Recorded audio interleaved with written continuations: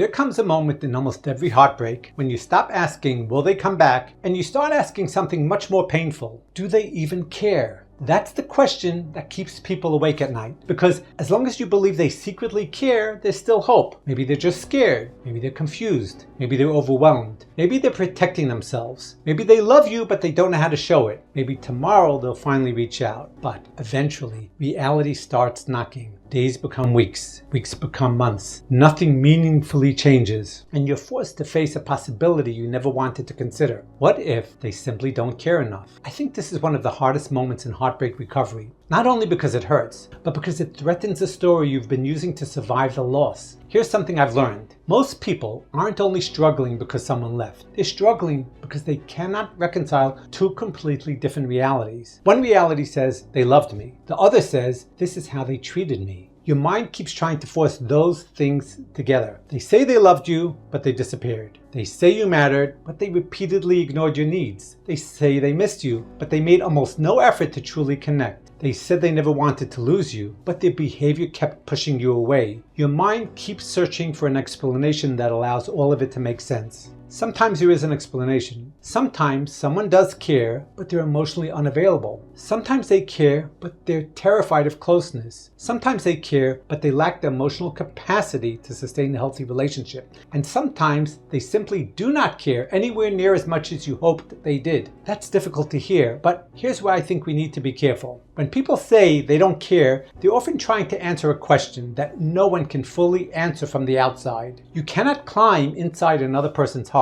Maybe they care deeply, maybe they care a little, maybe they care only when they feel lonely. Maybe they care when you pull away but take you for granted when you're available. Maybe they care about losing access to you more than they care about building a healthy relationship with you. Maybe they don't care at all. Unless they are capable of being completely honest, you may never know. So instead of obsessively asking, do they care? I think it's far more useful question to ask this. How are they behaving? Because behavior is something you can actually observe. Did they disappear? Did they repeatedly leave important conversations unfinished? Did they stop making an effort? Did they ignore your pain? Did they accuse you when you tried to communicate? Did they leave you confused more often than secure? Did they make promises they didn't keep? Did they give you affection but avoid accountability? Did they say they missed you while continuing to withhold real connection? Those aren't guesses, those are patterns, and patterns matter. Imagine someone tells you, I care about you more than anything, but they lie to you, disappear for days or weeks, break your trust, ignore your messages, refuse to communicate, return with affection but never address what happened. At some point, you have to stop evaluating the relationship based only on what they claim to feel. You have to evaluate it based on what life with them actually feels like, because relationships are not built from hidden feelings. They're built from repeated behavior. You don't live inside their intentions, you live inside the consequences of their actions. That distinction matters. One of the biggest mistakes heartbroken people make is believing that caring automatically produces healthy behavior. It doesn't. Someone can care about you and still be emotionally unavailable. Someone can care about you and still lack the capacity to build a secure relationship. Someone can care about you and still lie, still withdraw, still stonewall, still avoid responsibility, still repeatedly hurt you. Someone can genuinely love you and still be completely wrong for your life. That is one of the most painful truths in relationship. Love is not always enough. Caring is not always enough.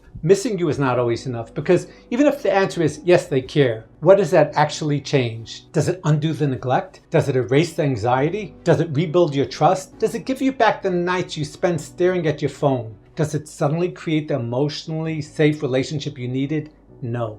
The more useful question is, did the relationship consistently meet my emotional needs? Because that's the question your future depends on, not whether they had feelings, but whether those feelings translated into honesty, effort, consistency, accountability, and emotional safety. Here's another truth that took me a long time to understand. Sometimes what we're grieving is not that they didn't care at all. It's that they didn't care the way we cared. You loved deeply. You prioritized them. You thought about them constantly. You sacrificed. You gave. You tried to understand them. You stayed through things that hurt you. You kept believing in their potential. And because you loved that way, you assumed that they experienced love the same way you did. You assumed that if they missed you, they would reach out.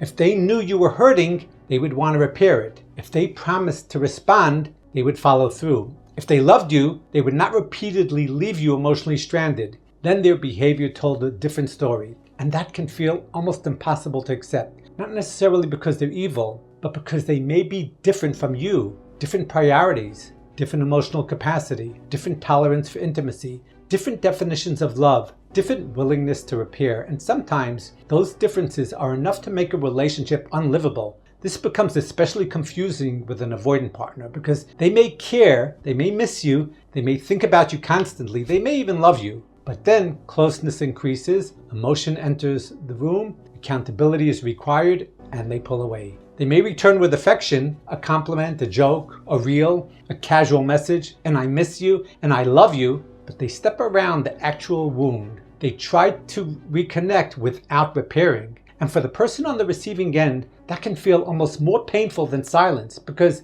they're close enough to remind you that they exist, but not emotionally available enough to give you what you actually need. So if you keep asking if they care, why are they doing this? And the answer may be because caring and capacity are not the same thing. They may care and still not be capable of meeting you in the relationship. They may love you and still choose avoidance over repair. They may miss you and still wait for you to do the emotional work. And you are allowed to decide that this is not enough for you. One of the turning points in healing happens when you stop trying to measure how much they cared and start measuring how much peace the relationship gave you. Let me ask you something. When you were with them, did you mostly feel calm or confused? Did you mostly feel chosen or uncertain? Did you feel free to speak honestly, or were you constantly calculating what might make them withdraw? Did you feel emotionally safe or emotionally hungry? Did you trust their words, or did you have to constantly compare their words with behavior that contradicted them? Those answers tell you far more than trying to read someone else's mind, because even if they cared, if the relationship consistently left you anxious, waiting, questioning, walking on eggshells, and emotionally exhausted, then it was not giving you what you needed.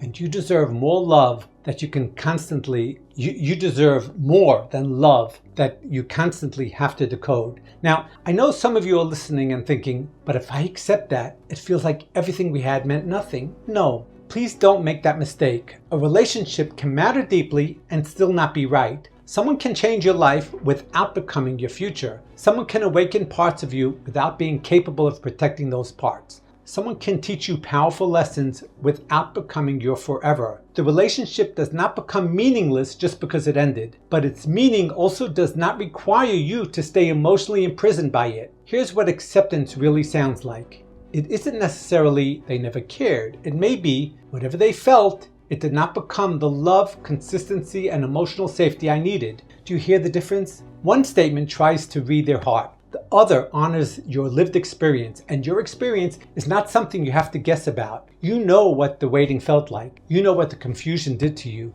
You know how many times you were promised change. You know how often closeness was followed by withdrawal. You know whether their love made your life feel safer or more unstable. And at the same point, at some point, that has to matter more than the question of what they secretly felt, because you cannot build a life with someone's hidden feelings. You can only build a life with what they consistently bring into the relationship. So maybe the hardest truth isn't they never cared. Maybe the hardest truth is they may have cared, but not enough or not in a healthy enough way to love me properly. That can be devastating, but it can also be freeing, because once you stop waiting for their feelings to become behavior, you can start choosing people whose behavior already reflects care. People who do not only miss you but contact you. People who do not only love you but repair with you. People who do not only say you matter but make room for your feelings. People whose presence does not constantly make you question your value. That is the kind of care you deserve. If you'd like my help letting go of a relationship that has kept you emotionally stuck,